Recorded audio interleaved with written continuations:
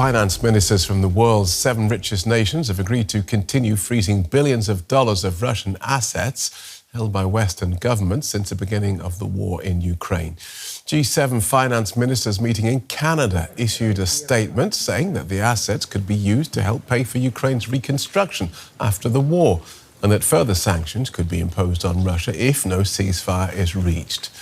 The US and EU took control of around $300 billion in sovereign Russian assets on deposit, mostly in European bank accounts in 2022. Now, David Shimer believes those Russian billions should be spent on military aid for Ukraine. He's a researcher at Columbia University's School of International and Public Affairs, and he served on the White House National Security Council as Director for Eastern Europe and Ukraine and as Director for Russian Affairs. He's also, busy man, author of the book Rigged: America, Russia and 100 Years of Covert Electoral Interference. I'm surprised you've got time to fit us in. Welcome to DW. You outlined your argument in a co-written article in Foreign Affairs magazine. Briefly explain to us why you think Russia's billions should be seized and spent on military aid for Ukraine. Great to be here. Thank you for having me. I actually think the argument's a bit broader than that.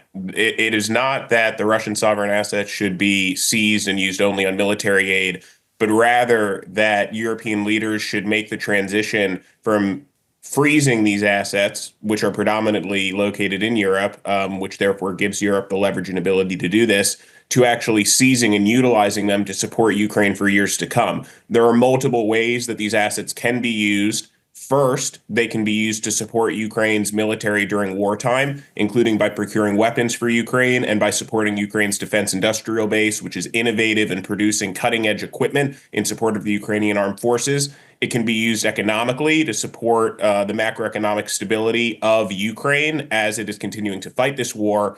And then in the longer term, it can be used to support Ukrainian reconstruction, which will cost hundreds of billions of dollars, according to credible estimates that exist today.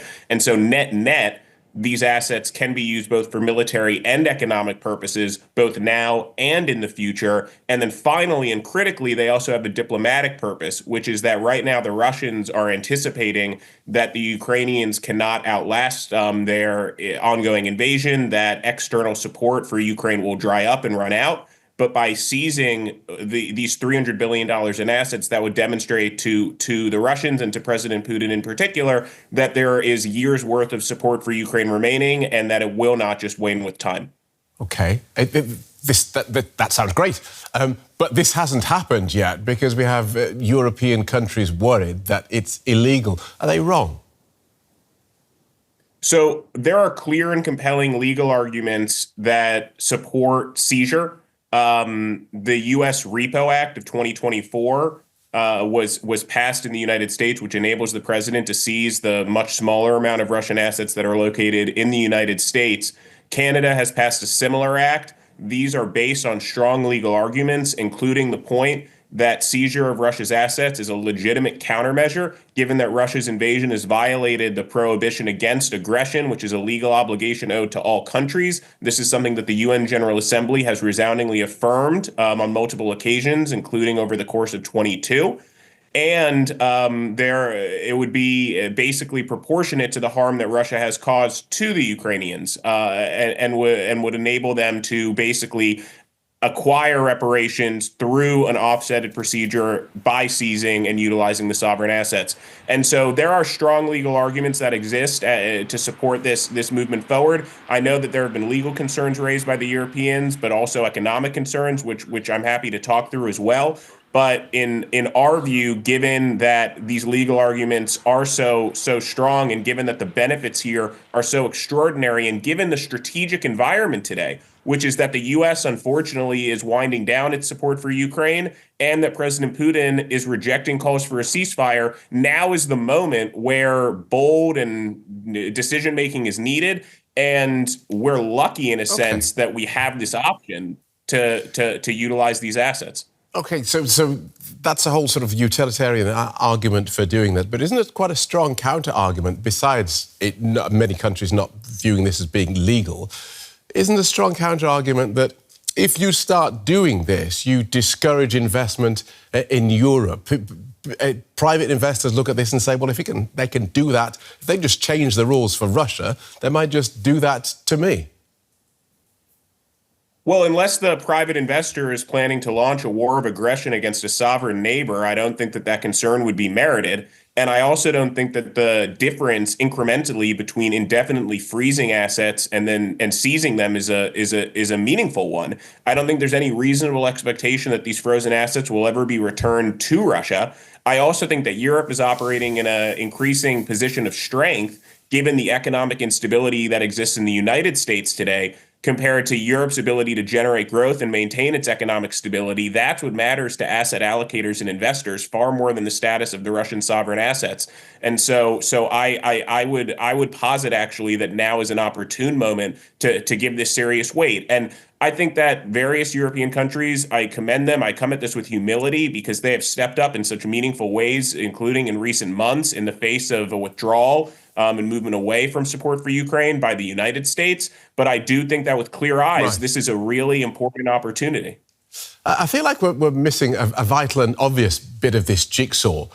Why has Russia been holding such substantial assets in jurisdictions beyond its control? So Russia made the decision after 2014 to move much of its assets out of the United States, presumably to limit our ability to retaliate against Moscow for territorial aggression. But nevertheless, they have decided to keep and did decide to keep hundreds of billions of dollars of their own sovereign wealth in foreign countries, predominantly in the G7. And the G7 moved swiftly and boldly in the initial days of this war to freeze those assets. Now, more than 3 years later, they remain frozen, and there have been steps taken to utilize the income earned on those assets, but not actually to move on the principal. And it is my view that as Europe carries the weight moving forward in a big way, rather than put that onus on European citizens to pay that cost in supporting Ukraine, Russia should pay the cost for the war that it chose to wage through the utilization of its own assets. And so finally, and briefly, if you wouldn't mind, what is your feeling? Your hope is that European countries will do this. What do you think that they will do? I'm nervous that this issue will remain on the sidelines and more theoretical rather than practical, and that these assets will not be utilized. But the reason that Wally Adeyemo and I wrote the article that we did in Foreign Affairs is really to try to make the case that given these broad geopolitical shifts underway, with the U.S. pulling back, with Russia continuing the war, now is the time to reconsider whether to seize and utilize the full $300 billion, both for the economic and military benefits for Ukraine and the diplomatic benefits with Russia. Fascinating. Thank you so much for outlining that for us. David Shimer from Columbia University's School of International and Public Affairs. Have a good weekend.